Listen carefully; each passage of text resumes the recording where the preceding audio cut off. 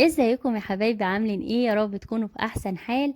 وحشتوني جدا من الفيديو اللي فات. يا رب الفيديوهات اللي بقدمها ليكي تكون بتعجبك. النهاردة بقى هنعمل وصفة حلوة جدا مع بعض، تنفع كصنف حلو وتنفع كعشاء.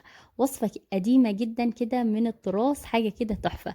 هنعمل مكرونة باللبن، بس بقى على طريقتي وبتركاتي الخاصة اللي تطلعها معاكي مظبوطة جدا. هقولك على كل حاجة بالتفصيل. بس خليكي معايا لآخر الفيديو.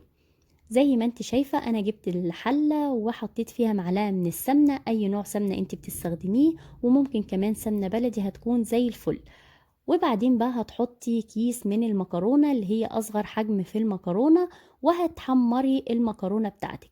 طبعا كمية المكرونة على حسب الاستخدام اللي انت هتستخدميه، ممكن يكون اقل وممكن يكون كتير. انا عن نفسي هقدمها صنف عشاء، فعشان كده انا عاملة كيس كامل، وكمان بيزيد منها للفطار. فعلى حسب استخدامك طبعا وعلى حسب عدد الأسرة. زي ما انت شايفة كده هتحمري المكرونة. الخطوة اللي عايزاكي تعرفيها ان انت ايدك في المكرونة وهي بتتحمر باستمرار، تقلبي فيها باستمرار علشان كلها تاخد لون واحد، ما يبقاش واحدة متحمرة وواحدة لأ. وفي نفس الوقت انا مش عايزاها تاخد لون غامق، انا عايزاها تاخد لون احمر كده فاتح، حلو اصفر كده، علشان المكرونة بتاعتي تكون فاتحة وحلوة.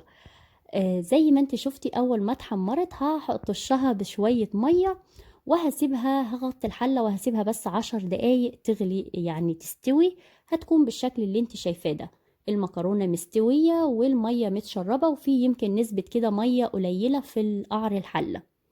هتيجي بقى تروحي تزودي اللبن بتاعك. انا حاطة لتر من اللبن، لتر من اللبن الجاموسي. اللي عايزاكي تعرفيه ان انت ممكن وانت بتستخدمي، لو هتستخدمي اللبن الجاموسي، احنا طبعا هنعوز لبن كمان، فلو مقدرتك ان انت تزودي لبن تم كمان مفيش مشكلة. انما لو هو اللتر بس معاكي، فانت زودي مية عادي خالص، ما بيأثرش. لما يكون لبن جاموسي، انت بتستخدمي لبن جاموسي وتزوديه مية، ما بيتأثرش على طعم اللبن، ولا بيغير في ريحته، ولا بيغير في طعمه، ولا اي حاجة. بالعكس اللبن بيكون زي ما هو، ونفس الريحة ونفس الطعم وكل حاجة. انما لو هتستخدمي لبن علب بلاش تزوديه بمية، لان طعمه بيتغير يعني، وما بيكونش ليه طعم. هتيجي بقى يا ست الكل بعد ما حطيتي اللبن، هتسيبي المكرونة تغلي كده مرة كمان، بس ما تغطيش الحلة عشان اللبن ما يفرش معاكي. وبعدين بقى هتزودي السكر بتاعك. السكر على حسب الرغبة. انت لو بتقدميها كصنف عشاء فانت قللي السكر بتاعها شوية، علشان الاولاد ياكلوا منها ويشبعوا، وفي نفس الوقت نفسهم ما تجزعش لما بياكلوا حاجة محلية زوادة. انما لو هتقدميها كصنف حلو كده في بولات صغيرة زي رز بلبن، فانت زودي السكر بتاعها شوية. زي ما انت شايفة كده المكرونة اللبن كتير، ما تقلقيش، انا عايزاها كده وهقولك ليه في اخر الفيديو، او هتشوفي معايا في اخر الفيديو. اللبن كتير، المكرونة مش متجانسة مع اللبن. المكرونة كده لو انت وطيتي النار او طفيتي النار، هتلاقي المكرونة كلها في قعر الحلة، ساقطة في قعر الحلة، واللبن لوحده والمكرونة لوحدها. ده كده تمام، انت كده ماشية مظبوط. هتخليها تغلي شوية لحد ما تظبطي السكر بتاعك، وكمان تحطي الفانيليا بتاعتك. تيجي بقى كده في اخر الغليان وهتروحي تحطي ظرفين من الفانيليا، او لو بتحبي مية الورد فانت حطي مية ورد، يعني على حسب راحتك. بعد ما حطينا الفانيليا بالشكل ده، هي كده برضو كله ده بتغلي وبتكمل كمان سوا. هتجيبي معلقتين من النشا كبار وتدوبيهم في نص كوباية من المية بالشكل ده. وهتروحي بقى تربطي اللبن وبالنشا مع التقليب كده، علشان النشا ما يكلكعش منك في الحلة. شايفين شكلها؟ بعد ما هتربطيها بالنشا هيكون معاكي القوام اللي انت شايفاه ده. اللبن هتحسيه لف شوية، القوام بقى لافف شوية، والمكرونة متجانسة مع اللبن، ما بقتش فاصلة عن اللبن. في الأول كانت فاصلة، إنما أول ما هتربطيها بالنشا هتلاقي المكرونة كده متجانسة مع اللبن.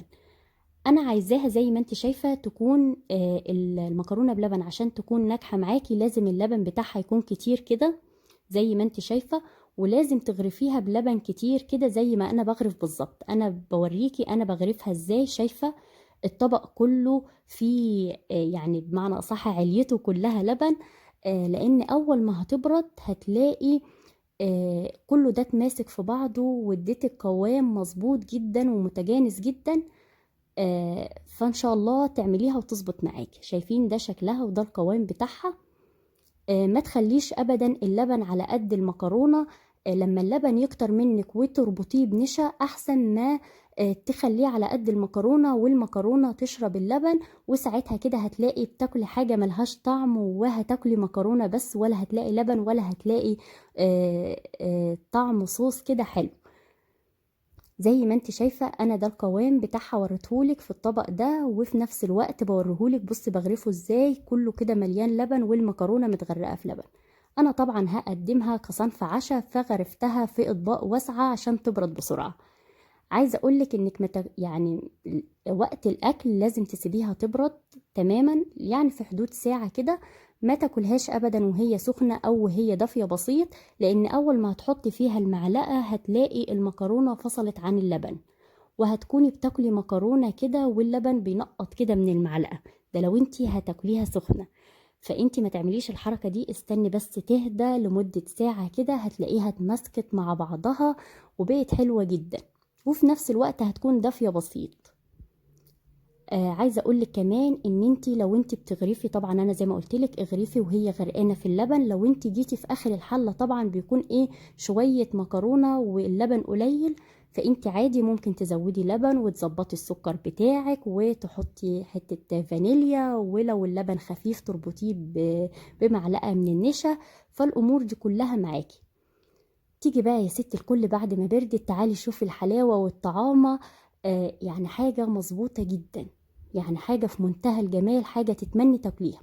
ده الطبق اللي انا غرفته معاكم، وكان طري جدا وكان عليته كله لبن والمكرونة كده حاجة كده تحفة. بصي بعد ما برد، التقديم ده طبعا على حسب راحتك، ممكن تزينيه. انا زينته بجوز هند وزبيب. ممكن تحطي معاه صوصات هيليق معاه صوص الكراميل جدا. بصي بقى هسيبك بقى تشوفي المعالق اللي انا بغرفها وشكل وقوام المكرونة بلبن بعد ما برد بقى عامل ازاي. حاجة تحفة في منتهى الجمال. شايفين المكرونة مع اللبن متماسكة. زي ما يكون بالظبط بتاكلي مهلبية، يعني صوص كده خفيف من المهلبية او مهلبية خفيفة. ده بيكون شكلها وهي متماسكة. يا رب الوصفة النهاردة تعجبك. جربيها وقولي لي رأيك، وبتكون غرقانة كده في الصوص حاجة كده تحفة. إن شاء الله تعجب أولادك وأولادك يحبوها. جرب الوصفة وقولي لي رأيك في الكومنتات، واستنوني في وصفات جديدة. باي باي.